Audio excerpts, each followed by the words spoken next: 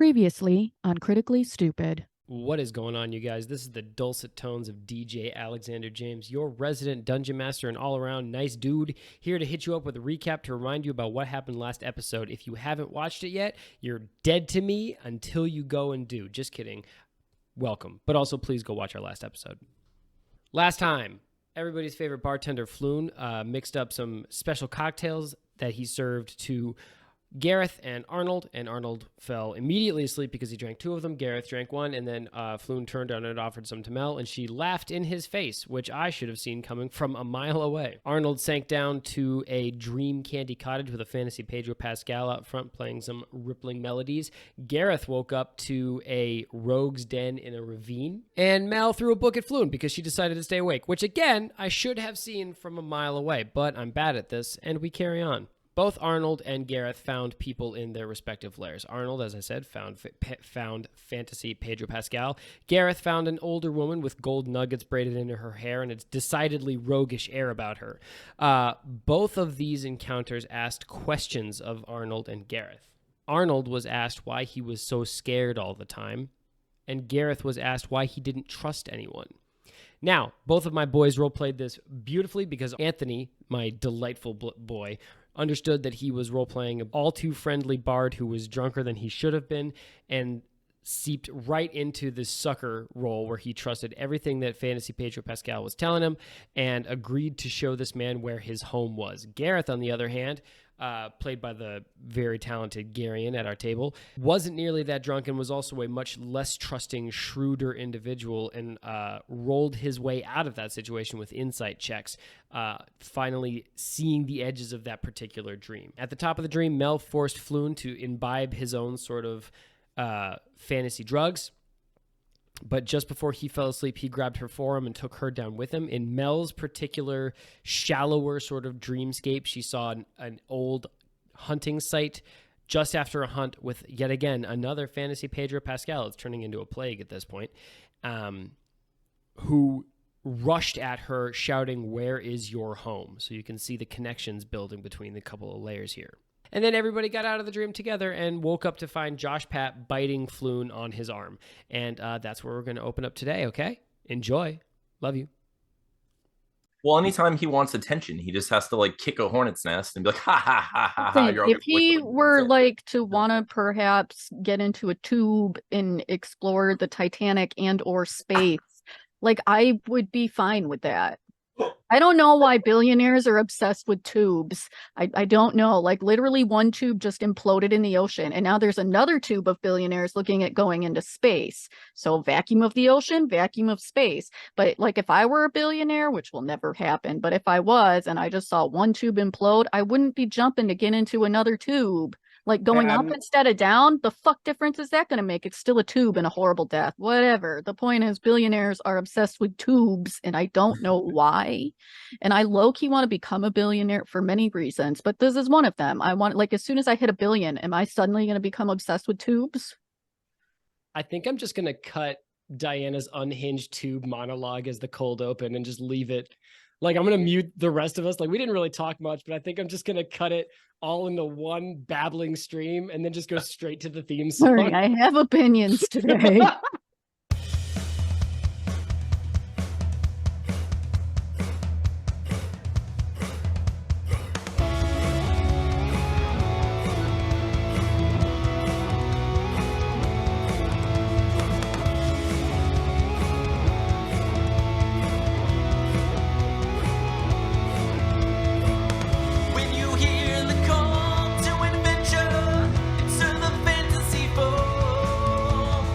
You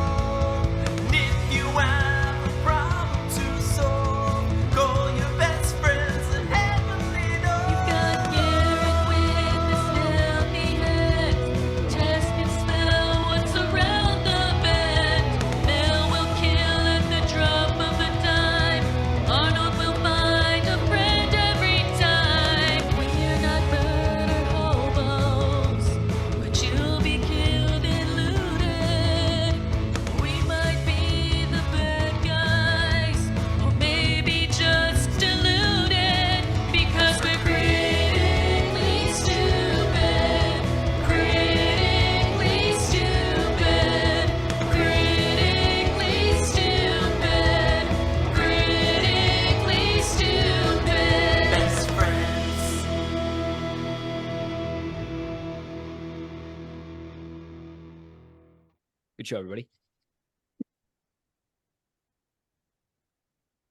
What's going on, everybody? Welcome to your D&D Real Play Comedy Podcast, Critically Stupid. I am your Dungeon Master and host, Alexander James, and my favorite part of last episode was a dramatic pause while I remember what happened last episode. It was probably Balter Bite, as much as I hate Garion's stupid real-life bullshit insert jokes. That one was pretty on the nose, I have to say.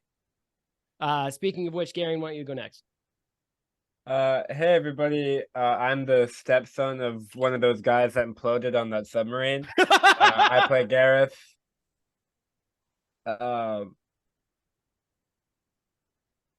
My favorite part of last episode... Why your dad's so obsessed with tubes?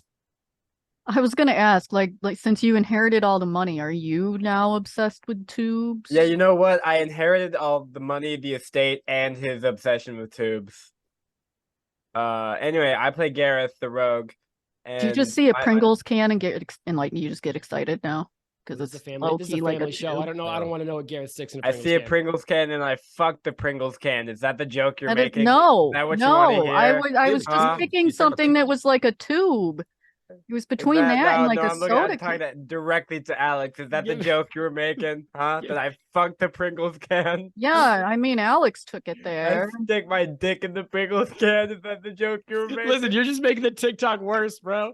You're only digging your own grave. Okay, anyway. My favorite part of last episode was when Gareth looked at younger Gareth and passed on the key advice of buy a house early while you can. That's good. That's honestly key knowledge for life there. Yep. Diana, you go next. Hi, my name is Diana. I play Mel. I also have the goodest of boys, Milo Wolf Pup, Joshua Patrick, Josh Pat JPZ. My favorite part of last episode was watching Alex's face when he realized I wasn't gonna take the drink. And suddenly he had to replan his entire episode. And that was real fun for me. We had to like fully take a break. Yeah, I cut it very seamlessly, dear audience, but there was a solid 10 seconds where I was so fucking mad at Diana. Oh yeah. Yeah, that was fun for me. Anthony. Okay. Hi, I'm Anthony. I play Arnold the Bard, and my favorite part of last episode was after Alex realized that Diana wasn't going to take the drink. He was like, how can I make her regret this with every fiber of her being? Let me just put the sexiest person I can think of in everyone in this dream and just make her drool a little. And then, Arnold took 2 drinks, and that also made me laugh that he let me do that. I thought he was going to be like, all right, your character's dead. Goodbye. You get nothing, sir. You get nothing. Actually, Pedro Pascal is the second sexiest man I can think of. Who's the It's first? It's Ryan Reynolds. Reynolds. Oh, that's fair. Okay, let's hop right into it. Who am I going to start with? I'm going to start with Diana today because Diana takes us in weird directions for these improv opens. Diana, I have done a lot of description of Waterdeep, the city that you guys are playing this game in. It's a massive city. It's got trades wards and sea wards, and it's teeming with life and merchants and NPCs and good people and bad people and all of these things. But I want to take it a level down today. Diana, I would like you to tell me about the American Tale-esque animal village operating just underneath the streets of Waterdeep. We're going to start simple. What animal is this village comprised of mostly? It is mostly squirrels and ducks. Squirrels and ducks. Okay. All right. But there is, a decent sized bunny family. You know what they say about rabbits. It's true. Okay. All right. In what capacity does the bunny family operate with the squirrels and ducks? Are we talking like lords and serfs, or is everybody sort of on like capitalist? No. See, animals aren't. They're not like that. They're not capitalists. They all. And then you'll notice none of them are like predatory type animals. So nobody's eating each other. We got like a Zootopia type deal here. So everyone's cool with each other. Everyone's equal. Okay. I will say that predatory eating of things was actually like a huge factor of Zootopia. That was like a huge plot. It was, but they were striving for a society wherein that did not occur, which was my point, Garion. All right, so let's go to. Never mind. Nope. Let's go to the edge of Waterdeep, just where there's a sluice gate in the wall, I think, where there's like a little streamlet that moves through a field, and there's a tall tree where Arnold, what's the name of our little American Tail village that we're working with here? Let me see. Druckfleur. Druckfleur, where the village of Druckfleur sits. It's an intersection between the fields of the famous Borderelli rabbit clan, the infamous infinite branches of the Talathathon squirrel family, and of course you can't forget the fearless legion of Quackerton Knights.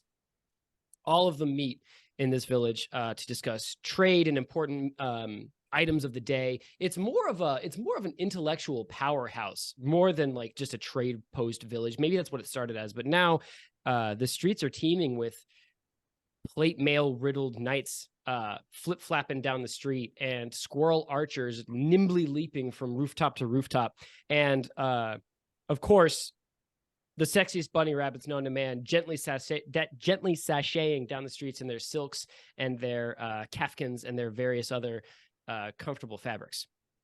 Today, of course, they are meeting to talk about a scourge upon this village, whose name I have already forgot. Arnold, one more time, I'm sorry. Druckfleur. Yeah, what he says. Druckfleur. Again with that memory, bestie. I'm gonna murder you. I'm killing it, by the way. Yeah, totally. Everybody is gathered in Druckfleur to talk about a scourge on the village, which is, of course, the growing plague of rats crawling through the sluice gate and infesting their village. Gareth, give me a member of the rat nobility that they're meeting about, and why they're meeting about him. His name is George. Okay, love it. Why are they meeting about George? So they are pretty sure that George just like was a guy who was turned into a rat. Biggest clue being his name is George, and that's something like Ratigan or fucking there's no or fucking Mickey or another rat name. You know. Anyway, a second big clue. Mickey is technically a mouse. Whatever. You got Rizzo, then you have Remy. Like those are both rat names. both rat names. We got rat names going Yeah. on. A second big clue about George. He kept going around going, "Help, help. I was a man who was turned into a rat by an evil wizard. Please save me, help." All right. So the Duck Knights, the squirrels, and the sexy rabbits are all meeting at the sort of United Nations of Druckfleur to talk about I'm this sorry, scourge. but you said Duck Knight, and my brain just went to like a Duck Batman. I just The Duck Knight. wanted The everyone. Duck Duck Knight. The Duck Knight rises. Someone to rattle the cages. Alex, if this episode is not named The Duck Knight Rises, I'm gonna lose my mind. Listen. Twitter's gonna pick the name like they always do, and sometimes they disappoint us, but that's okay because Sometimes they pick wrong. So we're gonna cut to like the courtroom at the United Nations at Druckfleur, where I think there's like Druckfleur. Fuck, my bad, bro. I think there's a really pudgy squirrel in a barrister's wig and black robes slamming a gavel on a little like rock, calling for order. And one of the Duck Knights stands up and says, "What? It's quite ridiculous that this person could be considered a rat. After all, his name is George, and he tells everybody that he used to be a human, so I believe him." And a rabbit. Quick question. This is super important for context. I like to imagine, is George like in a cage in the corner of the same room? I think George, so in the corner of this courtroom, there is a massive rat, like easily double the size of the biggest squirrel. And his arms are roped together, and his tail has actually been secured around his leg so that he can't whip it around as a weapon.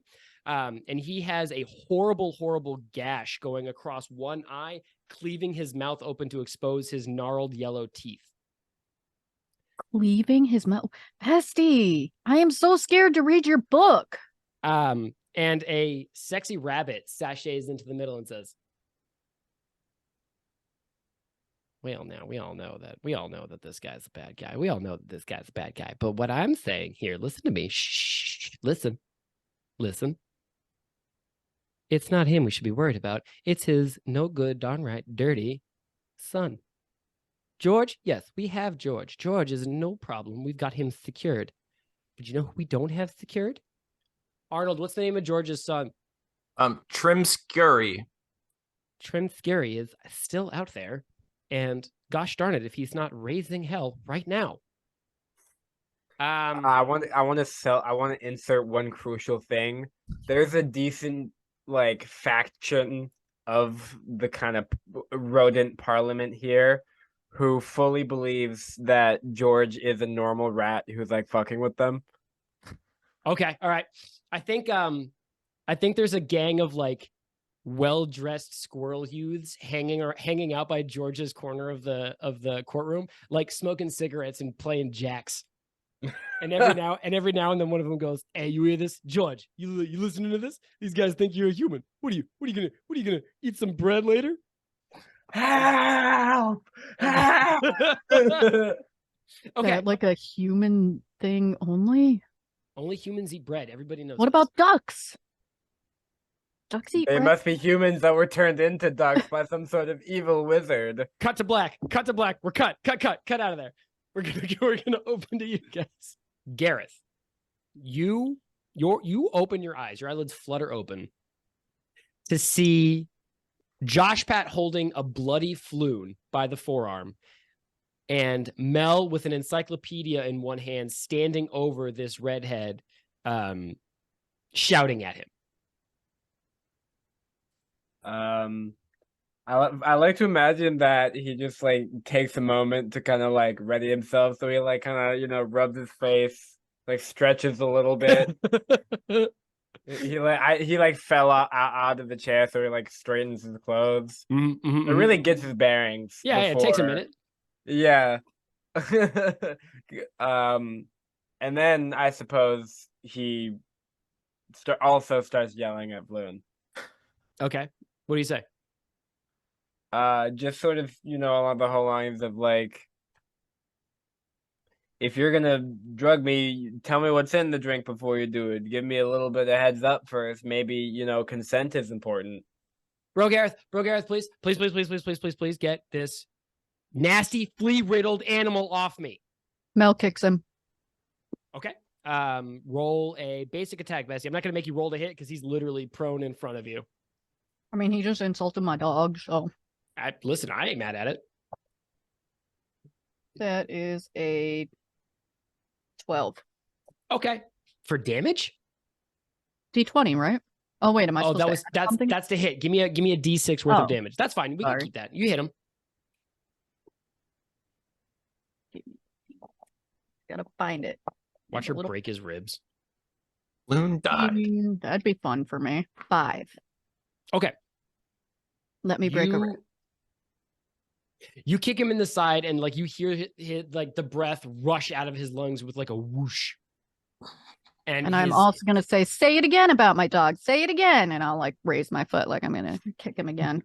He says, I think Gareth will like step in and be like, "All right, Floon, why don't you ask nicely for the lovely protective guard animal sent from heaven to kindly let go of your arm, and we can talk this out like adults."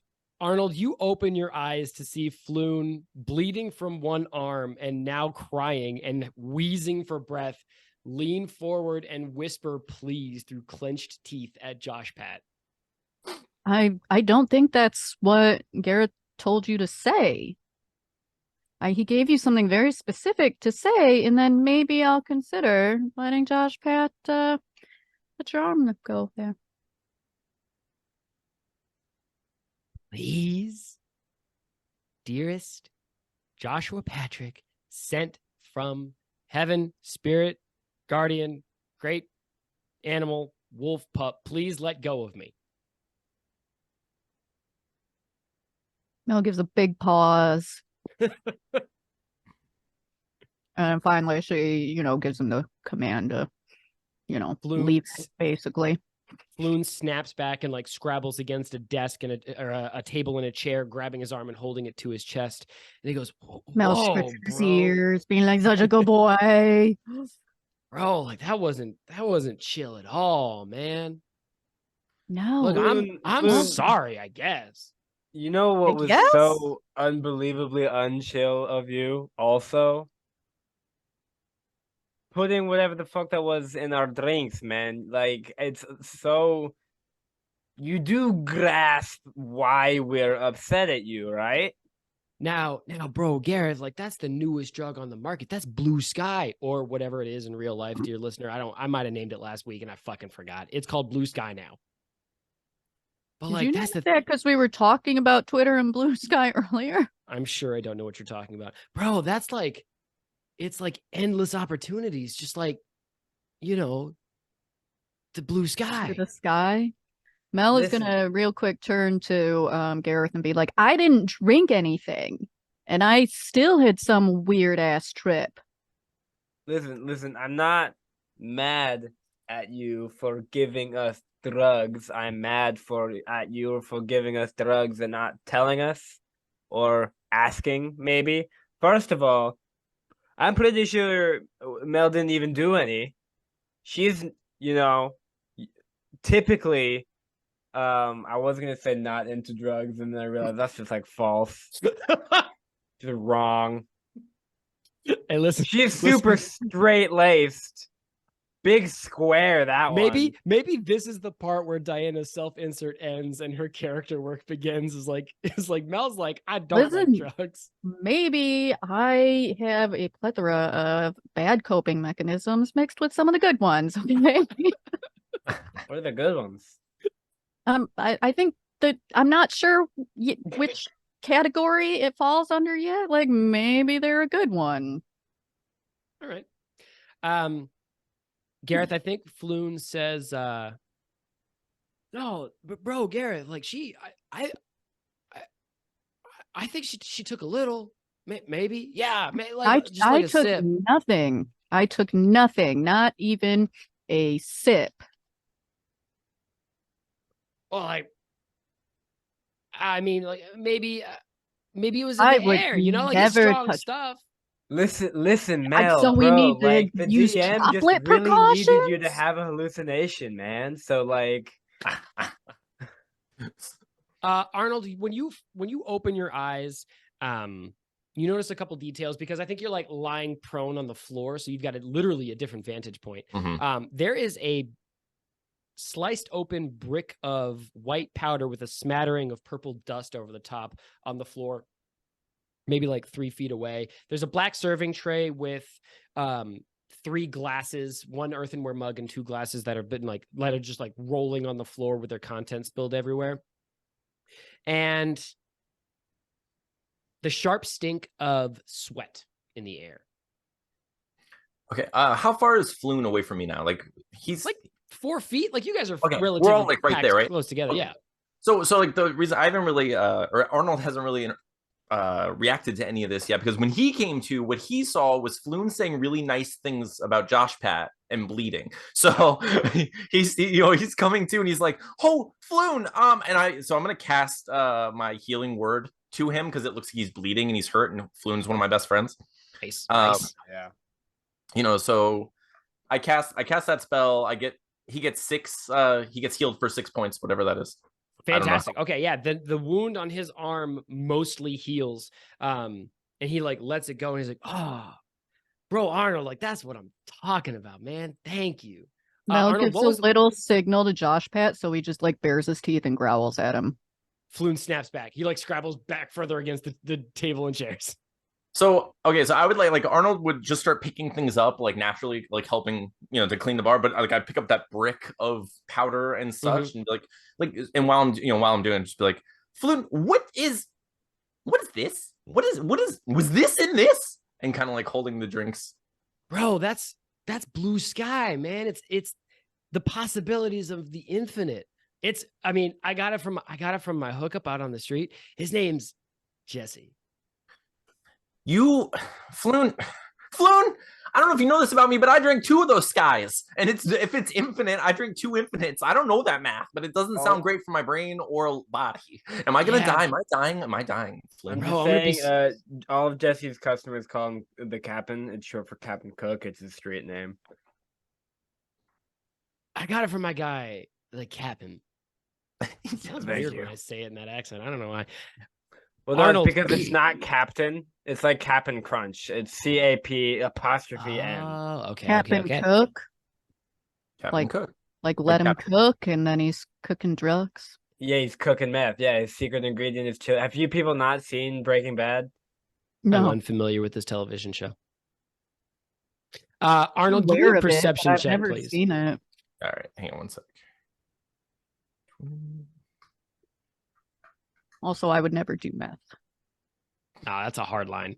Yeah, Yeah, definitely. there's some never drugs, man. Meth, heroin, PCP, never Yeah. drugs. I'm gonna be so honest. I was saying about this the other day. If I was if my doctor was like, "Hey, you have like ass cancer and you only have like 2 weeks to live," then Oh, I would do so I'm many. doing meth. Then I'm doing heroin. Oh, I'm doing for so much sure. heroin, and like, here's the thing: heroin addicts, their veins always get fucked up, right? I'm putting in an IV. Sure. I Yeah, can and do like that. here's So the I'm thing. just gonna. If the biggest thing is like, oh, you get like addicted and ruin your life. Oh, I'm gonna ruin the next 12 days. Ah. Perception check, I got a 12. Thank you. This brick of powder that you're holding is odorless and very fine. Like the grit of it is I mean, it's even as you pick it up, some of it like puffs up like mushroom spores and like floats in the air. You know who else is odorless and very fine? No, who?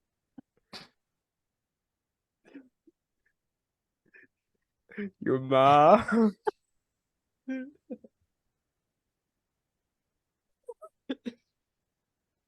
I fucking hate you so much. I regret doing this podcast with you every day.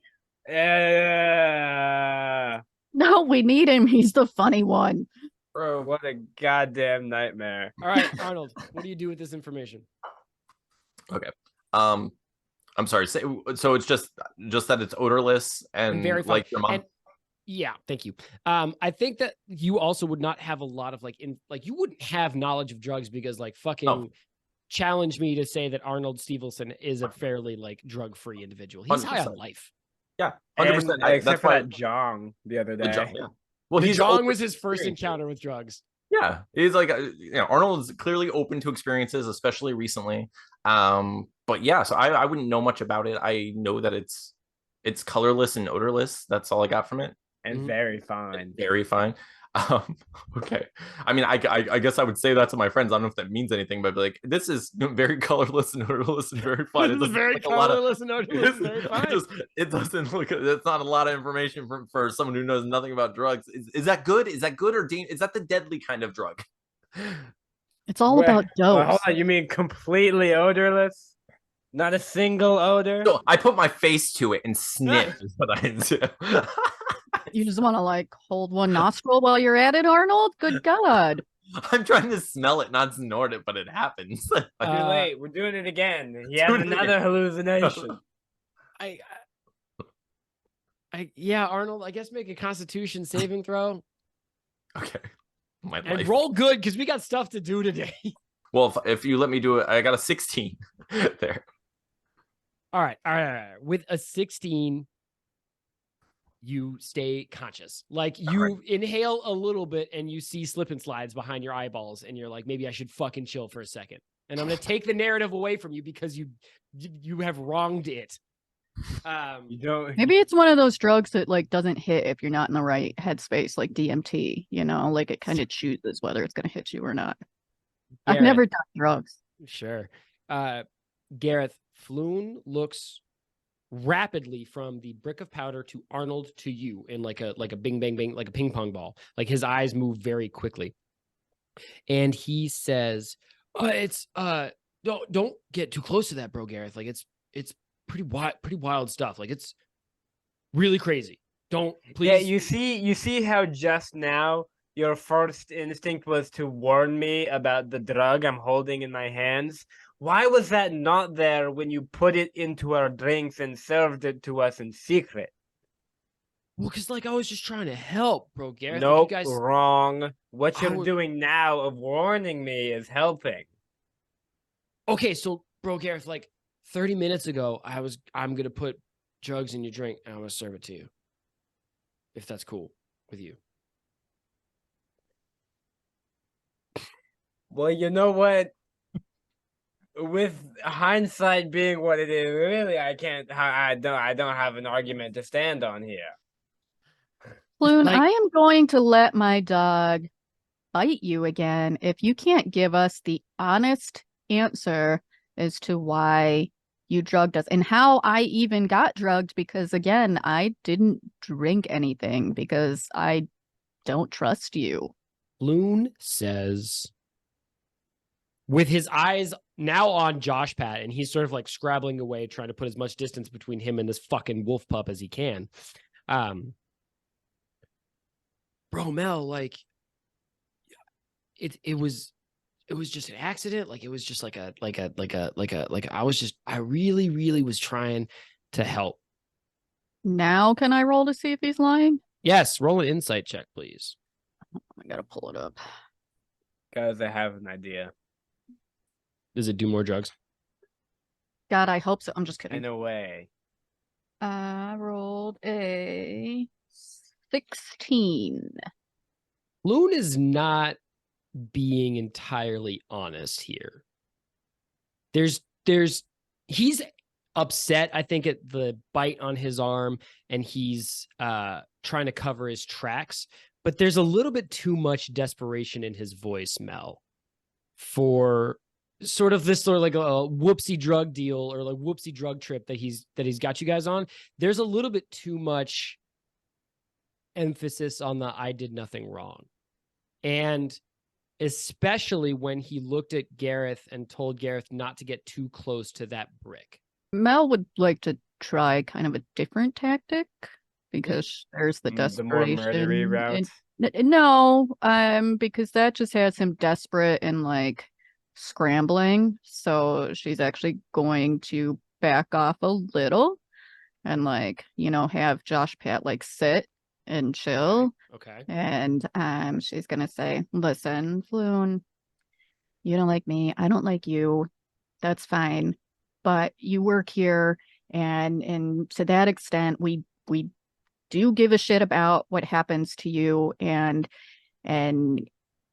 I need to know why you did. Are you in trouble? Do you need help? Did somebody make you do this? Why did you do this? Yeah. Yeah. No, I get it, bro. And it's crazy that you bring it up, like, because like I'm trying to like hold it down and like be like, yeah, like somebody paid me to put that in your drinks a little bit. Yeah, you're And like fired. I'm no, please don't fire me, bro, Arnold. I'm so sorry. And like I didn't have a choice. Like my dad is really sick, and like Waterdeep ain't got no health care. So like I don't give a fuck about your dad. no, I understand, bro, Okay, Gareth. You don't care about my okay, dad. You've said it didn't say before, it. and like I'll go fuck myself later. But like right now, I got hospital bills to pay, and like so when he came to me on the street, and he was like, "Do you work at Troll Skull?" And I was like, "Yeah, I work at Troll Skull." And he was like, "Do you want to do this thing?" And I was like, "Oh man, I thought you wanted to come and like check out our cool library." And I started talking about all these cool like music programs that you, bro Arnold, that you put in place. And he was like, "Well, instead of that, why don't you drug the people?" And I was like, "I don't want to drug the people." And he was like, "I'll give you 1,000 gold boobies if you drug the people." And I was like, fuck, like shit. That's a lot of boobies. There's a lot of boobies. So who did this, Floon? Because that people don't give out drugs for free, right? So clearly somebody wanted to hurt us. Well, he gave me the drugs, which I do in retrospect does seem a little suspicious. And I probably should have noticed that earlier. That one's on me. I'm sorry. Well, it's all on you, but let's just what we that part can do specifically. No, all of it. All of it's on you. but listen, with your dad, is there not somebody with a healing spell that can Arnold heals people? Oh, Also, I'm part owner of a tavern that makes money and pays you, and we would be, Right. we'd do something we could to help you out. You did not bring this up to us, and instead you decided to try to murder us all. Is that what well, just happened? hey, bro, Arnold, like you and I both know that bro Gareth pays like just under minimum wage, right? Like, that's sort of this is, and listen, like I didn't want to be like pathetic and come crawling to you asking for help. Like I wanted to be my own person. Like you What guys are was your hang plan on a if we second. all died? You For a guys are the while, we had heroes. somebody who could have just healed your dad for free. You guys are the heroes of this place, and I just wanted to be like you for once. Like you don't go ask for help from anybody. So Wrong. why couldn't I be like one of you for once? Like the other day, I fell out of a tree. Well, you think I walked home by myself like a man? No. Arnold carried me like in the bridesmaid carry the whole way home. I didn't even know he was hurt. I just like doing it. Do you know how many times I've had to help them and save them and murder for them? Mel We has help 2 each other other. strollers that are human-sized. It's true. What a weird piece of lore. Yeah, It's just something she keeps. She has 3, she's got one for Josh Pat and then 2 human-sized ones for you Okay. guys. yeah, it's not necessarily for me and Arnold. She had them No, it before she is. met us, but it's just it works out that way. It's works been out. appropriately More names modified to to exactly. You each get your own assigned stroller. So the point is, Floon, we help each other, and we can't help you if you don't say something. So you need to tell us everything you know about who it is that wanted you to drug us, and also maybe we can help your dad because again, Arnold heals people. He healed your arm. I know that bro Arnold is like a healer, and I know that there are temples in the city that heal people and help people, but like my dad's got something that they can't fix, that Arnold can't fix. Like my dad's got Gonorrhea. that Oh, we freaky can fix deaky that. illness, you know what I mean? I don't know what you mean. What freaky deaky illness can a super expensive hospital help, but not Arnold or somebody else with magic? Chlamydia. No, You have a we can cure for fix that too, bro. Yeah, you keep picking Pick a stuff. better STI. Well, the last time I picked an STI, everyone got mad at me. Because the setting was not appropriate, I didn't know that at the time. which just made it worse because it highlighted how old the rest of us Fuck. are. All right. We got to wrap the scene with Floon up. So he says, I'll tell you. His name was Gnarl. And I do suspect, guys, this is going to blow your gourds. Hold on to your gourds. I do suspect that Gnarl is your gourd on your head, Garrett? I don't know what the gourd is. Garrett immediately grabbed his dome. I think that Gnarl might be working for like a gang, like a street gang. I know, it's fucking crazy. wish I was Above holding table. on. The name sounds a little familiar to me, but I don't know if I just made that up. I'm so proud of you for saying so, Dianna, because you have heard the name before. Specifically, Arnold has read the name Gnarl before as the point person in the letters that he opened from Lady Alora? Alora. Yes. What was her last? Growlhund. Yala Growlhund, nay, Alora Growlhund's letters. They specified that she was speaking to a Gnarl buying property on the Seaward waterfront. So, does Mel recognize the name then, or only Arnold? I guess it would be up to Arnold if he's shared that information. I imagine Arnold Yeah, would I have. feel like Arnold shares everything, right? Yeah, I share everything. That I know is I would have true. showed them. Like, I got him open. I got the thing open. I remember the name, and here it is. Yeah. show everything, of course. I feel like Arnold has told us his social security number before. Oh, 100%. It's like without prompt. I give it away I every like to imagine He it's tells like, you every morning. I sing it over breakfast. No, That's I like to imagine it's like silent at dinner one night. It's like, hey, you guys want to hear something interesting? 227 19. I do feel like Arnold has terrible credit though. Oh, Like for even sure, if we for tried sure. to take a loan with that number, we would be denied like immediately. But I think Arnold that's the and Anthony genius. both. I think that's the genius of Arnold's like friendly generosity is like he's literally got nothing to lose. I've low-key considered like, what if my identity was stolen? Could I blame all my debt on this person?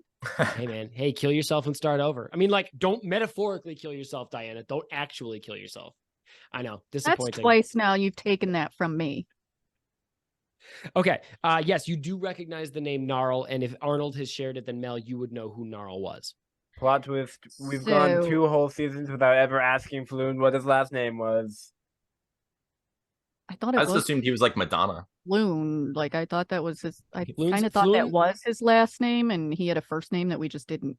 Or what, like you know how Jerry some people Floon? go by their last name. Yeah, that's His name kinda is what I was imagining. Robert Floon. Yeah, Robert, I don't yeah. know. His Rob name is Floon. Floon. He. All right. So, Floon met all of you before this campaign started. That's how you all ended up in episode 1. Floon told you his last name was Blagmar. Okay. Floon Blagmar. Blagmar nuts. Whoa. So Mel would probably at the name Gnarl just kind of be like, that's interesting. Listen, Floon, I am again. We're gonna try something new, you and I. I know we don't like each other, but let's try and get on the same page here. I am genuinely worried about your father, and even if Arnold can't cure him, maybe he can still help him a little bit. So then your father will be in a little bit better shape for a little bit longer until we can come up with another plan to help pay your hospital bills because there is no fantasy healthcare apparently. Mel, like, listen. It's not like I don't appreciate it, but like, you guys can go through me to like get to my dad. Like, you don't need to like Arnold I like can't if you help him through you, Floon. well, like, no, hey, listen, no disrespect to bro Arnold, but he's like, I'm pretty sure he's just sort of like a 5th level bard, maybe lower, and like. So your dad must not be that sick then, if you're not willing to accept any level of help. No, like he's mad sick, but like Well, he needs like a then you lot should of help. A little bit is Okay. something. Can I try to persuade him that since he himself good has stuff. considered us the heroes of the area, knowing that this is the sort of thing we do, and knowing that we've literally never failed a mission that we've taken yet, can I try to persuade him? We We have not. We haven't. We've yet to fail. Every mission is open or successful at this point. Hang on. As the dungeon master, I bristle at that comment. I have lowered the bars of many a mission that you ding dongs have For us to done. jump over instead of limbo under. That's what happens. Like, if anything, we are leaping high. We are fantastic. This is the spin of the century. All right. I'm a bard after all. So Yeah, Arnold, you're gonna roll persuasion. okay. And yeah, go ahead. All right, let me see what I get. Come on. I've literally only rolled 9 today. I got a 16 altogether. 16 altogether. And you just sort of say that like he considers you all the heroes. Yeah, so I say like we my friends and I, including you're part of this. You see us. We are the Ghost Mafia. We are always successful. We do our best. We never let our mission slip by. I have all my best friends on my back, and your dad's gonna be one of them. We're gonna make sure he lives. Let us help you. Stop with all this nonsense and just tell us the information. Where is your dad, and where can we learn more about him? Bro, like 100%, bro. Like, I fully agree that you guys should just sort of like pay me more money and then I'll take care of my dad. Like in a capitalist society, money is king, and so I have to pay the real wizards. No disrespect, bro, Arnold. No disrespect. The real wizards to cure him, and then I'll You sort of just like handle. said you weren't willing to go to a real wizard. Floon, what aren't you telling us. If you and I are going to start out anew, then you need to start off by being fully honest with me. Or else rehab. What a Or it's threat. detox for you. What a threat. Okay. All right. If it'll, you guys can, I'll take you to him. If it'll, bro Arnold could do his cool magic shit and like play guitar, make him feel better. I don't know if it's sort of like a wheels on the bus go round and round scenario. Music therapy. Yeah, you get it. And then, And pet therapy, because Josh. and well, I'm pretty sure they don't let nasty animals, I mean, good dogs into the hospital. They actually do. Like, pet therapy is a thing. There's usually pet therapy dogs, and they wear little vests, and they sometimes have little business cards that their volunteers will hand out and be like, "I'm a good girl, Sam." That was one of the little cards I got. She was a little golden lab, and I loved her. Put it back in your pants, Bessie. We got fantasy stories to tell. This is killing me. This episode's killing me, Alex. Why? Because I'm sorry. No, what? No, I love you. No, because fine. Diana, you're fine. No, because Floon is doing the opposite of save the cat thing that every like shitty protagonist does in horror movies, where like you want them to die because they're horrible. That's what he's doing. He's doing all the worst thing. He's making us finally hate him when we all kind of liked him before and he was just cool. Now he's like hating the dog. You don't hate the dog in this campaign unless you want to die. Like, that's not going to happen. Floon agrees to take you to his dad. Cool. Okay. All right, bros. Like, I'll take you to my dad, but for now, like, please don't fire me. And like, I swear, the next time I drug you, I will imply consent first. No. Nah, Whoa. I'm just kidding. I'll ask consent first. What a jokester. You goofy rapscallion, you. That's me.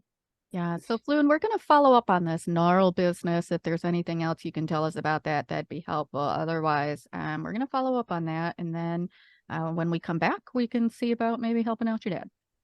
So Gnarl's like, look, this dude's crazy. He's got like, he talks real high pitched and soft, and it kind of feels like you're talking to like a ghost, which is fucking crazy. He's got like pale, like limp white hair. He's also real pale, and his eyes are real big. But he hangs out at what's that bar just down the way, the one that like pretends to be us but like a little bit better, worse. I'll be back. I'll be back. Yeah, he kicks it at I'll be back. Okay. Gareth will like turn around and be like, why'd you answer so quickly when you said that bar that's better than us? What's up with that? Hey, listen, like, I just go there for a shift drink after my shift every day, and like, no, you misunderstand. I'm asking Mel because Floon was like, oh, I didn't that hear bar him. that's better than us, and Mel. I thought he said that I'll be bar back. that pretends to be better than us, or like pretends to be us or something. I didn't hear that it was better than us. I didn't hear that at all. I said it. I did say it very quickly, Diana. You're not mishearing things. I said it very fast, and I was just stoked that you remembered the name of the bar. So like, it was great. Honestly, I was too. That's why I like jumped in and wasn't really listening, because I was like, I know this one. So no, I would not have just Mel would not have been like, oh yeah, that bar's better than ours if I'd heard. But I remember the name, so go me. Nice. So can Arnold grab the drugs, because I was holding that big brick of drugs. Can I take it and like more? Yeah, no. Can I use Mage Hand and like bring it up to my room and like hide it in a secret place? Arnold had a good time and wants that for later. Yeah, but no, I just want to make sure that we don't have to do Mage Hand. You can just walk upstairs. Just walk up there. Okay, yeah. Keep in mind, I'm the one holding it, and he's gonna have to rip it from my cold dead hand. So I didn't know you were saving it for later. For sure. Arnold was holding it, Gareth. So you're gonna have to he pry held it it up from Arnold's very generous giving fingers. You're right. So okay. Instead of that, I'll just say like, hey, before we do anything, what should we do with this, Gareth? What should we do with this? I think. How much money does it go for? Can I do I want to roll for sleight of hand here. As I just do like we do this, I like wave my hand over it, just disappears. I just take it. All right, go ahead. Hell yeah. I never get to roll for sleight of hand, which is a bummer because it's like my best modifier. Oh, unfortunate. Diana, you could go for a I feel like the question of like how much is it worth is pretty valid. So like you could find a way to like maybe in a future episode like figure out like where it came from, or you could talk to Gareth. I think it'd be like a cool Diana Gareth like meet up about like how much these drugs are worth and like where they. We're get gonna sold. become drug dealers, Gareth. I like to imagine Mel and Gareth meet behind Troll Skull, like by the dumpster, like with sunglasses, like even though it's Yeah. just behind their own store. Also, I rolled a 26 for that sleight of hand. Did you roll a nat 20? I rolled a 19, and my modifier is +7. Jesus. Damn. Yeah, Arnold, Gareth goes, we do this with it, and then you look down and your hands are fucking empty and like and also clean of powder, and there's none on your shirt either. It's just all over his face. And also, you're not. Like Gareth just like faster than a blink of an eye put both nostrils into it and just like hoovered it up. Yeah, just like a vacuum. Okay. Let's take a quick pee break, and then we'll jump back and we'll do a smash cut and do some other stuff.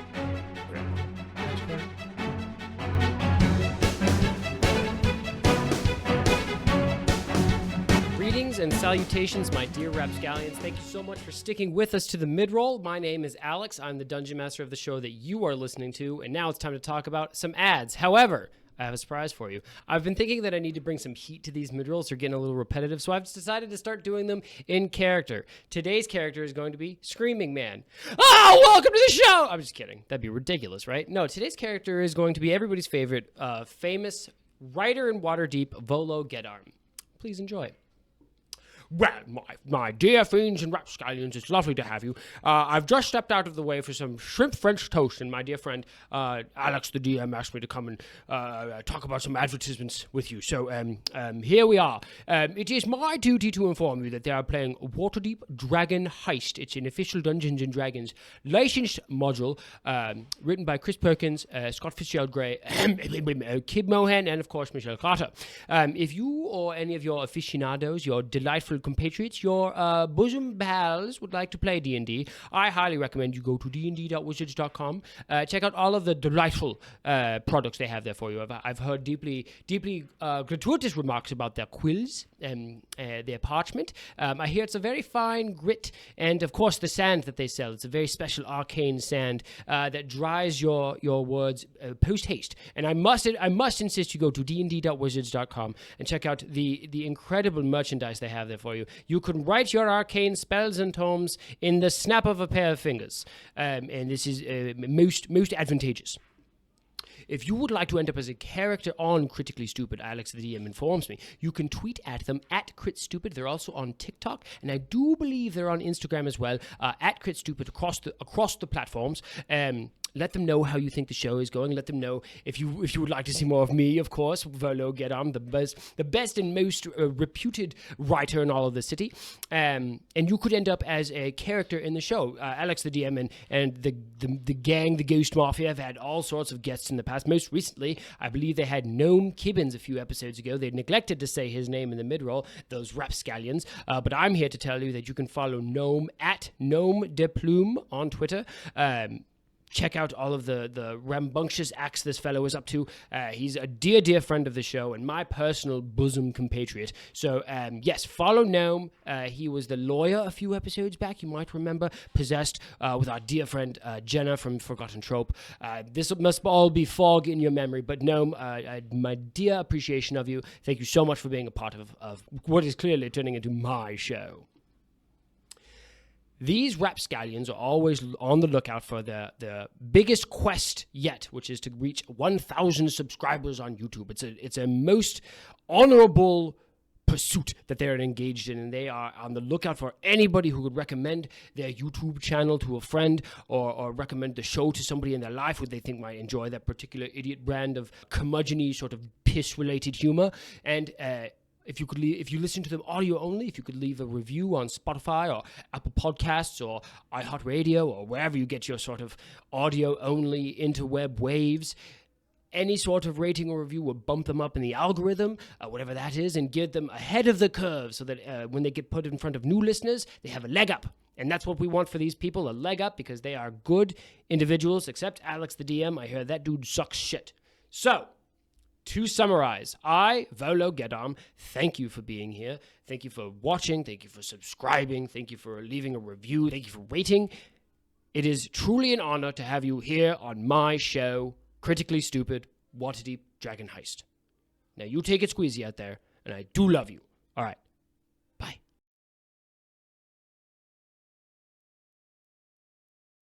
What's going on, everybody? Welcome to this, your most delightful Libris Arcana ad. This is a sponsored segment where Libris Arcana has given us actual U.S. American dollars to record an advertised spot for their delightful dice. And I've got a press release right here, fresh from Libris Arcana, actually, that says that they are going to issue one pet from every humane society in America to a family that orders Libris Arcana dice. Bessie, I was hoping that you could sort of explain Libris Arcana's thought process behind this, because to me, a layperson, it does low-key seem like a burden, sort of being saddled with an animal from the shelter, but I'd love your take on it. The fact that you see it as being saddled with and not blessed with is kind of problematic, first of all. That's fair. Libris Arcana has the right idea, where getting a shelter animal is honestly the second best gift you could get, the first one being dying, which we've discussed already. So if you can't have that, you might as well get a shelter animal and a rescue one at that. You should all support your local rescues. Adopt, don't shop, except in this case, do shop and buy some super sweet dice.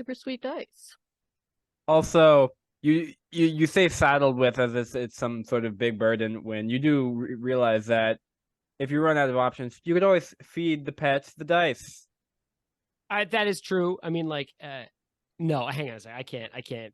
Don't feed your animals dice. Anthony, please tell me what animal from your local Florida shelter you are most excited about receiving because you've been a loyal member of the Libris Arcana Dice Club. Skunk ape, obviously. It's native to Florida. It's we all have them in the Everglades. They populate the city. Skunk apes are going to go to every house. You don't feed them after midnight. They're not allowed in the sun. You know most of the rules. What's the getting them wet scenario? You want to get them wet depending on how you like them. Yeah, if they consent. Okay. Anthony's very much looking forward to his skunk ape. And I'm personally looking forward to the donkey that I'm going to get from my local animal shelter. I've heard it's born with an extra rib. Can't wait to figure out how I'm going to take care of that veterinarily. Does but the wheelbarrow come with it, or? I think I actually have to provide my own wheelbarrow, which seems fucked up because I live in a small apartment without room for either a donkey or a wheelbarrow, but it's okay because I hear, Garion, that Libris Arcana has got our backs covered with some sort of discount. Can you talk a little bit about that? You know what they do? Personally, I just want to mention I'm looking forward to getting my homunculus arrived with my brand new set in the mail. But the reason that I'm so excited for this is because I'm getting that brand new set and my homunculus for a whopping 20% off? It's 20% off. I'm getting my homunculus and my brand new set for a whopping 20% off at checkout.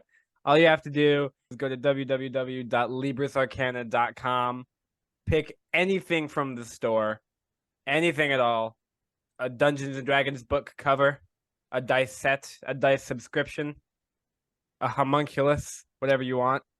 Put in code STUPID20 at checkout. LibrisArcana.com, 20% off your order code, off your total order with order code STUPID20. And I think we would be remiss without closing this ad by asking what animal Diana's most excited about getting from her local animal shelter. Diana? Oh, I actually get all the animals.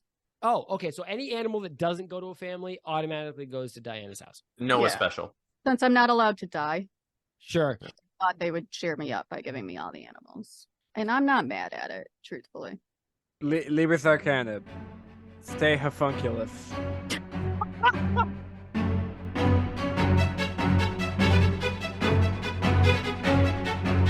All right. So we're going to do a smash cut. Smash cut.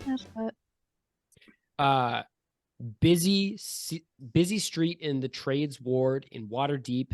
about mid-afternoon, you are looking at a prosperous store on the corner of a really busy intersection called Dandy Mops. It has floor-to-ceiling windows murdered with wigs. We're talking strawberry blonde wigs with like freckles built into the hair somehow. There's a barrister's wig with a constellation Like gold polka paint. dots? Yeah, Right, yeah, like- like polka dot, like leopard print painted into the hair. Okay. There's a barrister's wig Cute. with a gold constellation painted on it. There's a full-on lion's mane that looks like it actually came from a lion.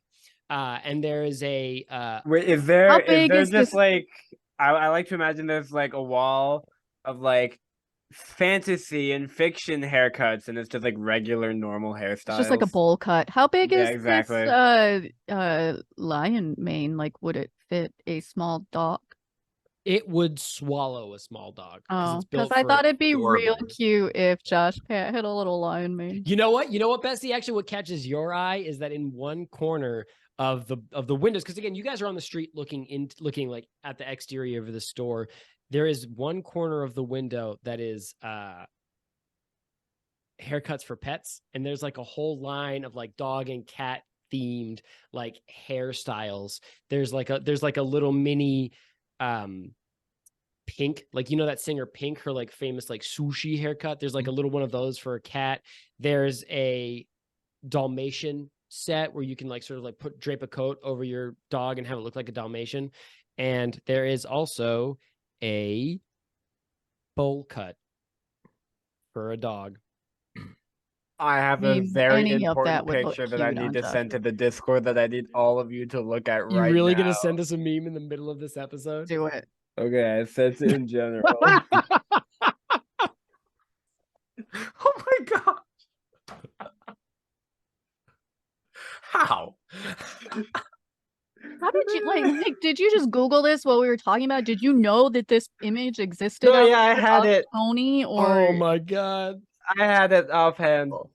That's all right. Yeah, you You'll see get one, you this see one amazing. of those, Bessie, in the store window. It's just a You dog. see- It's just a you see bowl cut Tony for a waiting in dog. line. it is still real cute though. Like his name is Tony. Okay, you guys I are standing love on the street him. looking into this store. I'm sorry, I'm still thinking about Tony. Okay, Yeah, so- is the store open? The store is open. It is the middle of the afternoon, so there's a fairly good amount of traffic on the street, and every now and then somebody will pop into the store and walk out. Some of them wearing wigs that are like festooned with, somebody walks out wearing a mohawk with like emerald green tips, and somebody else walks out with just a plain bald head. Clearly, that didn't go well. I like to imagine they walk in with a bald head and walk out with the same bald head. Which means that it was not a good trip for them. Okay. What is our plan, y'all, before we go in there? So what are we doing? We're looking to find Losser because he knows something about the stone, Yes. right? My question to Alex is just above table, like, what is the context of us knowing this information about the wig store? I know why we're here, but like, how do we figure that out exactly? You guys are looking for the necromancer Losser Merklov. You heard about him from Gnome Kibbins, the barrister who you helped a couple episodes ago in the windmill with our amazing guest Jenna, who played Keonbro. You are in possession of a ring that this person was that this ghost was inhabiting. You heard that Losser Merklov, the necromancer, has the ring and knows about the Stone of Galore. So Arnold, when seeing this wig store, I'd be like, oh, I can get the wigs for the people so they can be me. Because like that's a whole thing that Arnold's doing is he wants mean, like, all for the disguises? performers. No, he's dressing the performers that come into Troll Skull Tavern right. to look I like forgot about Arnold that. Stevenson. Yeah, so I was like, oh, I Right. can find my hair here. This is perfect. Just to give Arnold a reason to want to go toward the door more so than he's Okay. already.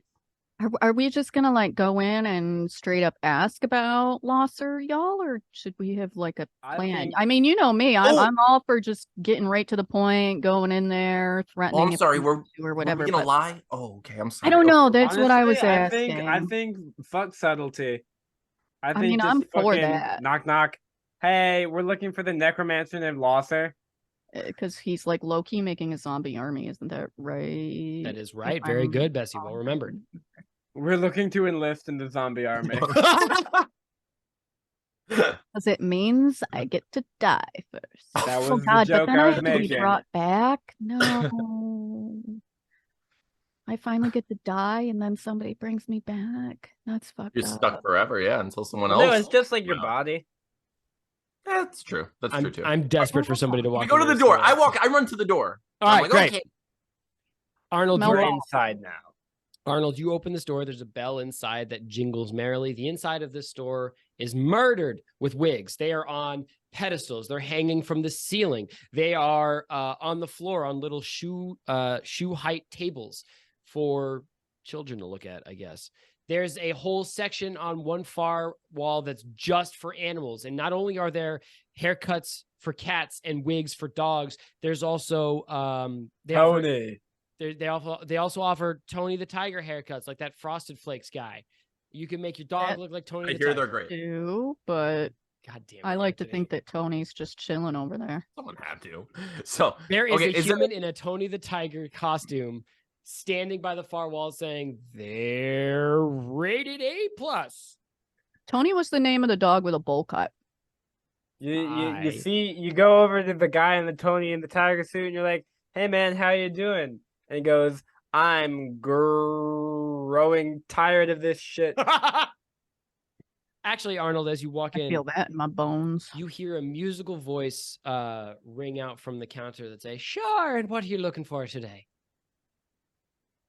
And you look, and I'm looking for your Lucky Charms. I know you have them there That's all somewhere, I bitch. was thinking. I'm sorry. You look, and there is a smiling redhead on the other side of the counter. He has his hair is like clubbed in like colonial fashion, so it's like swept back away from his face and then tied with a silk bow behind the nape of his neck. Colonial, and of it has, course, like, curls. fantasy colonies across the sea where they sell tobacco and.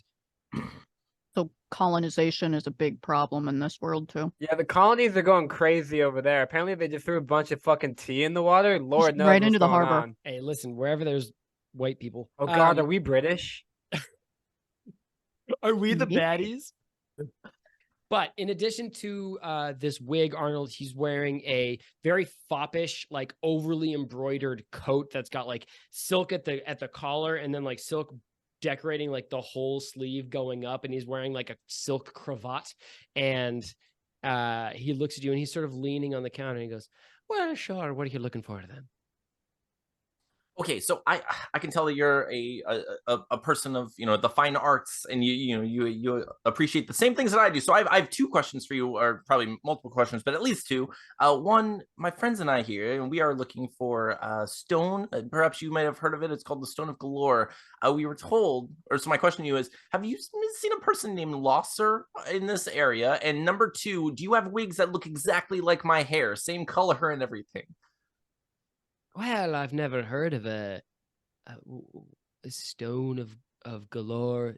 That's not really something I've heard of before. And as far as the what did you say his name was? Losser? Losser is yes. No, can't simply recall. Much to my dismay. Can I tell if he's lying? Yeah. Roll an insight check, please, bestie. Can I also? Because I was going to ask too.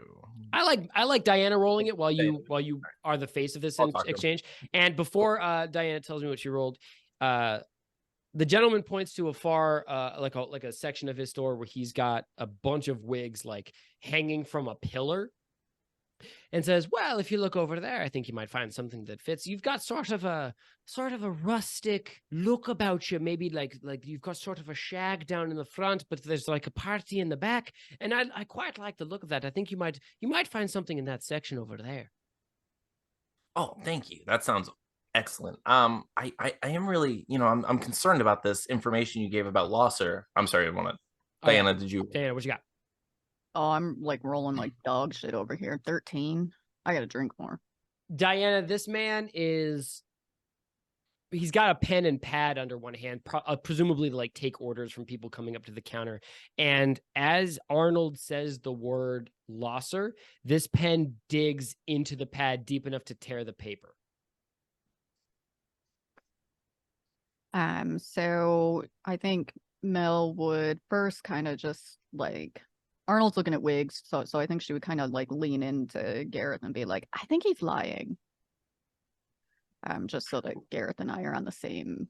Well, hold on. The guy at the cash register or a different guy with a pen and paper? No, I think it's it's the same guy. Okay. Like I think he's lying about not knowing Losser. I mean, my go-to would be to threaten him, but if you have any other ideas. I have an idea. Gareth goes up to the counter, slams his fist. Where are the Lucky Charms? God damn it! I know they're in here somewhere. You son of a bitch! You're hiding them from me. Now that's just offensive, isn't it? Because I've got a little music in my voice, you seem to think that I'm a leprechaun hiding some cereal from the local neighborhood kids, huh? What's in your pocket? Your mother. I wanted so bad for there to be Lucky Charms in this pocket. It's just like nothing. Shut up. What's in your pocket? Okay, anyway. Wait, okay, hang on. At the word leprechaun, like Arnold would turn from like not caring about the wigs anymore and just sincerely like be like, are you a leprechaun? Like to the man and just see what he says. No, I'm not a leprechaun. I'm a simple trader with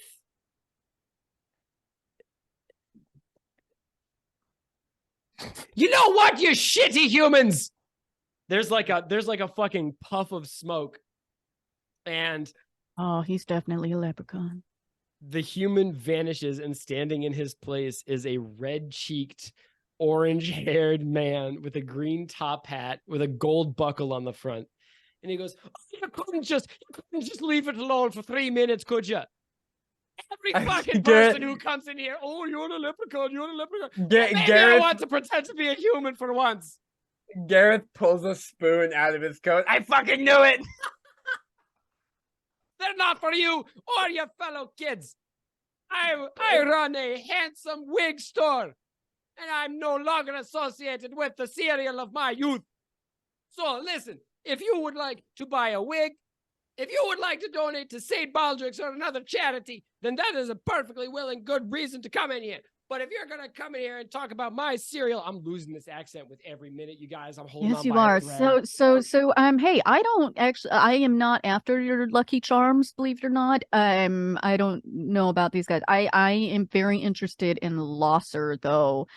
We need to find him. Very important business. It's really, really important. So, if you could just help us out, we will leave. And we won't tell anybody you're a leprechaun.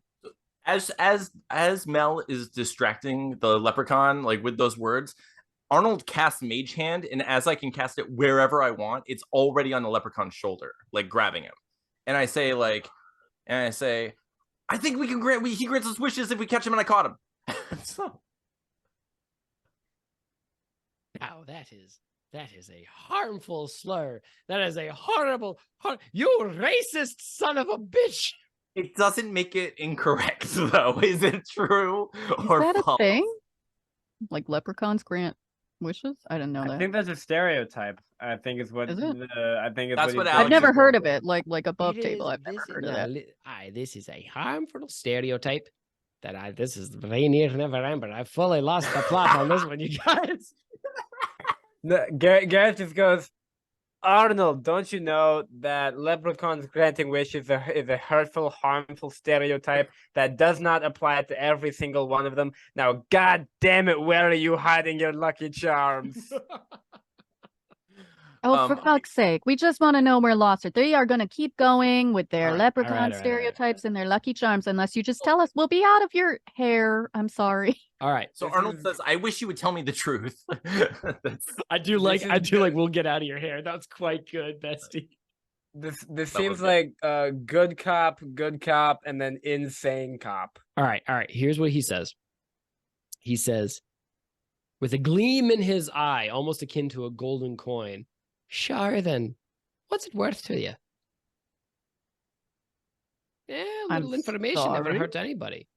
Right? I think it's worth my compatriots not continuing to badger you about cereal and wishes, because if you think they're annoying now, try living with them. They'll stay here. They'll keep at it. Gareth somehow pulls a bowl from his coat.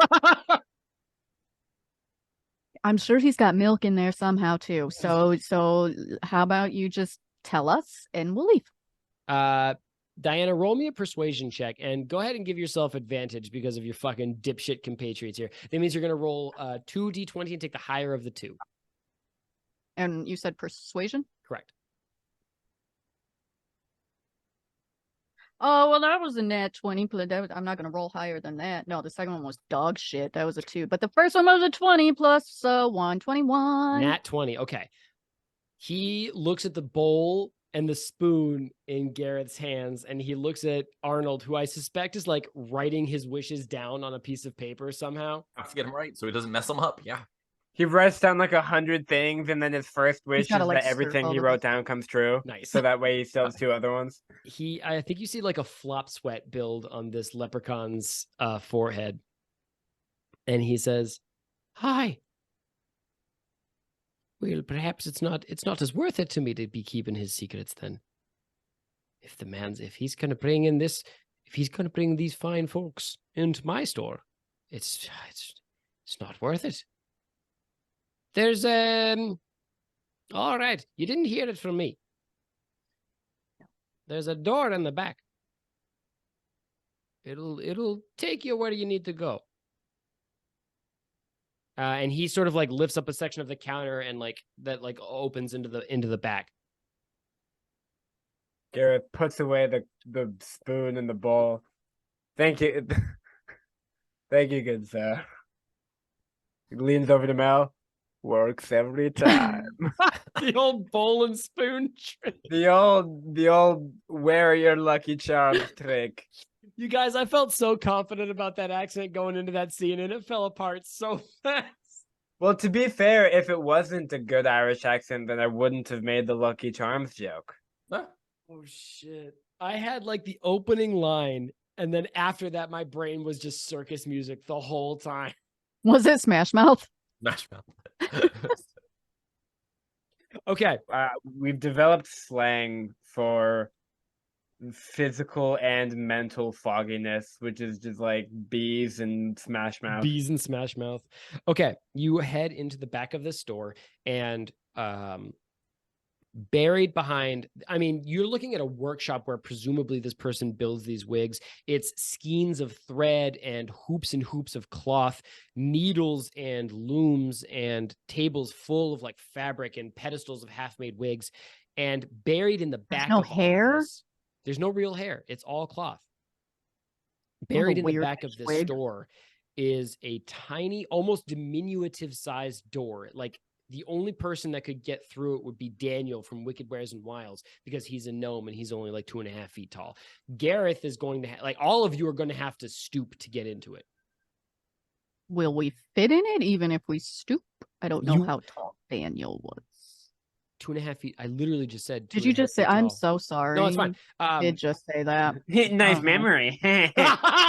I mean, we know that mine is bad is the thing. Like that's not new. It's all bees and Smash Mouth up here, like 24/7. You will all fit in through the door. Who's going first? Gareth's going first. Okay. You, Gareth, walk into a staircase punching down into the cold earth of presumably under the street somewhere in Waterdeep. You're following a section of carved stone stairs that grow steeper and further with every step. First, it's like a foot, then it's 1.5 feet. And like before you know it, it almost feels like you're like holding onto the step above you with hands and dropping onto the step below you before your feet splatter into wet, stinking, nasty, foul water that smells like poo-poo. It's poo water. No. What's the poo to water ratio here? Hey, let's go. Somebody said it. Hey, if you're a dear listener, if Fuck you for making fun of my memory. If you've been hanging out with us for a few episodes, it's a callback to like episode 2 of season 2. What's the poo to water ratio? Which I think Arnold actually said canonically. Yes. The poo to water ratio here is not ideal. Which way is it leaning? It's leaning in favor of poo, It's isn't it? It's leaning poo, honestly. Is it more I like poo the than it world is where the water? ideal lean is toward the poo. We're like, we hey, kind of like hey. that poo lean. You hate to see it. But Gareth, you hear a little bit of commotion ahead of you. I'm curious how you will move forward. Are there any?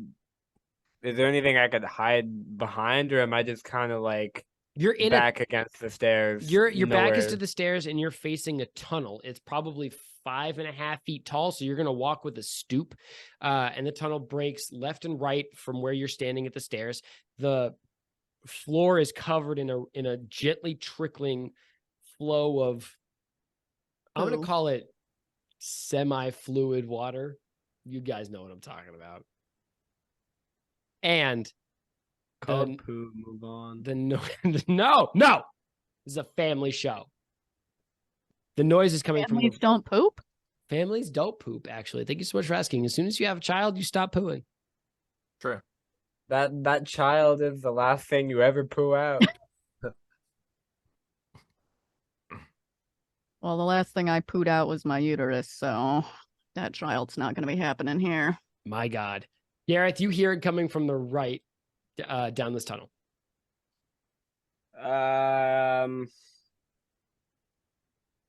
think I crouch down with my weapons out, so I'm ready to strike if needed. You gonna move down this tunnel? Slowly, and I want to like be careful where I step. I don't want to do the classic like step on a piece of garbage and then like Or rat poo. squeak and run away at the sudden noise or whatever. Yeah, you step on a particularly soft piece of poo and you go, ew. Ew, yucky. All right. It is a biohazard, to be fair. Moving down this tunnel, Gareth, there's not much to like look at, which really begs the question as to why I'm describing it. About 20 feet down this tunnel, you come to a doorway. It's called Chekhov's doorway, and it only matters because it's relevant. Moving through this doorway, you see the vestiges of a torch-lit room. There's only 1 or 2 torches. The room is about 20 feet long, 20 feet wide, and there is an archway at the far end. Is there anybody in the room? There's nobody in the room. However, the floor of the room looks like it's covered by heaps of trash and like throwaway from years of people picking through the sewers and trying to loot for valuables. So it looks like there's like clothes and sticks and bits of rubbish and like random heaps throughout the room. Are any of the torches lit? 2 torches are lit, one near your door or your archway leading into this room, and one at the far end of the room at the other door. So that would mean somebody's been in here semi recently. Well Could deduced. I be able to? Huh? Well deduced. I try my best. That's a poop Am joke. I able to? That's a poop I joke. heard well deuced. Well And like, deuced. yeah, that's all I heard was well deuced. And I was like, I'm a roll with it. Well pooped. Yeah. Thank you. I try my best. Dude, there's no way a joke with the joke well pooped is gonna make it into one of our episodes. Better. That's.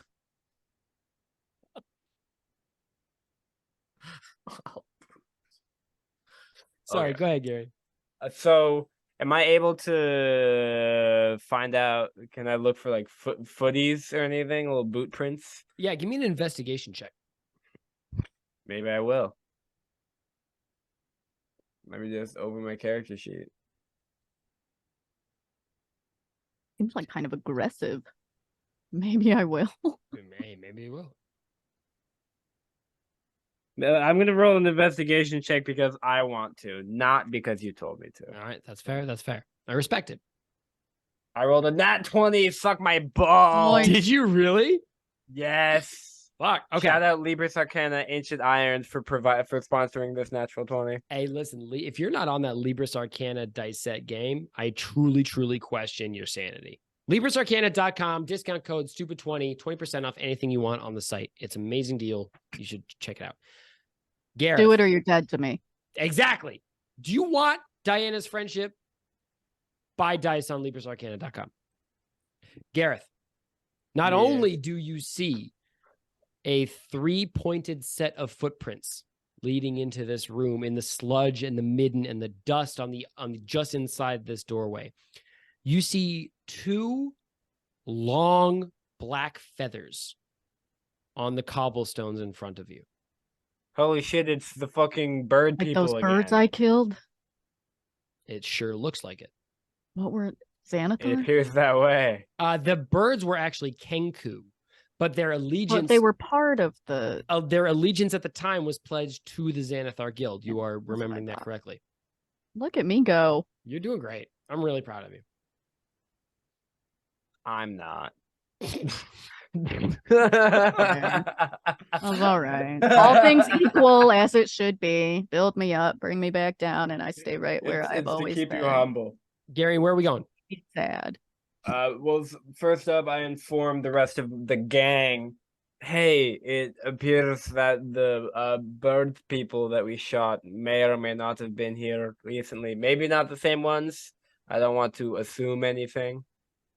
But we got weird looking footprints and feathers, so keep an eye out. Well, I think I killed one of them, so it can't be that one. Unless zombie army, though. Umbers. Who knows, man? Shit, we didn't think about that. All the people Mel killed. It's Coming all the back to people haunt Mel me. killed and all the best friends Arnold left behind him. Oh, jeez. All right. Coming back. Gary, Why you do go- we you- end up traumatized and Gareth is fine? And all the customers Gareth charged for water. For water. Gareth, you going in? Yeah. All right. Carefully though. Arnold and Mel, obviously. what's your following process? Close or a little distant? I assume Mel would be a little just because, kind of sent Gareth ahead, and then he would holler if there was an issue or whatever. He's super stealthy, so I think Mel would still be a little bit distant so as not to ruin the stealth factor of the mission. I don't know what the fuck Arnold is doing, but Mel would be a little distant, kind of hanging sticking back. tight to me, Yeah. ruining the stealth factor of the mission. Probably. I'm a backpack. I'm on his back. No. I was thinking like Arnold would just be like wandering around, like looking at all the junk and whatever's in the area. And I would like to pick up one of those feathers as like a quill, be like, ooh, this would be a cool. All right. I like that actually. So Gareth, you move into the room, Mel and Arnold at a bit of a distance. Gareth, I like to think that you are sort of like intent on the objective of this mission, going towards that far doorway. As Arnold is picking through the heaps of trash, probably looking for like bits of coin or really anything interesting. Mel hanging back, being very cautious. So I'm going to say Gareth. As you approach the far doorway, you hear a man's voice crying out in alarm. Only you hear it for now. It's coming from the other end of that doorway that you're looking at. So I think the first thing I do is freeze and motion for the other two to stop in their tracks as well. Okay. I'll also ask, like, do you guys hear that? I don't hear anything. It's just you for now, Gareth. What do you hear? Here, come closer, move farther up. Let's make sure if it's a distance thing or if I don't know, going insane or anything. I think I hear somebody screaming. I put my cheek like right next to Gareth's cheek, just to make sure that I can hear what he hears. Just Okay. So our ears are in the same spot. Yeah. It's clever. It's a good play. Arnold, you hear a man's voice like cry out rustily in the distance, maybe like 30 feet in front of the doorway that you're looking at. You would have a closer ear to that based on because you're like used to like listening to things very clearly. Okay. So he's crying out. It sounds like someone needs help. Are you hearing that, or is that coming from your skull like a seashell? Is this like a seashell situation, or I is there was something thinking wrong? that, and then I was like, "No, self, that's not a good joke." I'm sorry. I'm really glad you said. Thanks for that shade. Listen, I'm Yeah, just I saying, was I thinking thought that the part, same and I thing. also is thought what I how was shitty saying. and Yeah, fucking I will just stupid say that would be anything. if I said it out loud. so fine. Thanks, guys. No, it's cool. It's great. I feel great about me. To be fair, you did call out Alex for abandoning Save the Cat, so Yeah. Fuck you, buddy. Hey, Okay. fine. Um, I'm gonna assume you all still like me and just move on with my life. of No course big deal. of course I still like We you. love you. I can roast you like a jalapeno and still care for you deeply as a friend. Okay. Good. That's all I care about. Gareth, I'm assuming that you're moving forward stealthily towards this doorway. Yes. Mel will continue to follow, just, a little bit at a distance. A little bit at a distance. Okay, Arnold, are you sticking really close to Gareth or closer to Mel? Closer to Mel. Closer Probably to Mel. let it. All right. Gareth, you peek your head around the corner of this room, and a curious scene unfolds in front of you. You are looking at a laboratory wreathed in cobblestone and iron with an operating table leaking with blood and guts. There's an iron cage hanging from the ceiling with some sort of like skeletal, still slightly wet remains poking its what you assume to be legs out the bottom. There is a glass case built into the wall with several skeletal figures frozen in rigor. And in one corner is a slumped over halfling screaming rustily, "Save me! Save me!" Oh, it's got to smell like shit with all those dead bodies. In front of this slumped over figure are two skeletons holding swords and shields, and two ravens about 6 feet tall standing on two legs holding short swords in either hand. These motherfuckers again.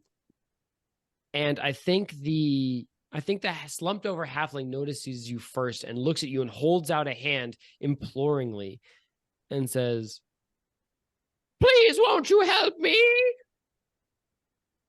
At the same time, Mel and Arnold, you hear a dry clicking and snapping sound as the piles of garbage around you shake and writhe like piles of leaves in a windstorm, and knitting together like pieces of Legos that a child is building upright. Three skeletons holding bits of other bodies build themselves up and like pick their skulls up from the midden heap and slap it on their raw splintered Sorry, spines. are they doing like a Power Rangers thing, only with other part, like they're all coming together and making a big... Goddamn right. Hell yeah. And Like as the Megazord of or Yes. Megazoid or whatever. the corpsezoid, Yeah. and I think one of them steps towards you, Arnold, and you stare deep into the like hollow black space behind its eye sockets, and it swings a severed human leg at your head. Like a I mean, I think we're gonna cut it right there. Awesome. hell yeah.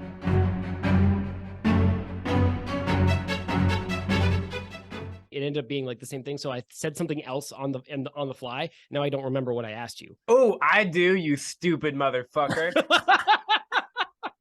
So much for that memory, bestie. you I swear to fucking God, Diana.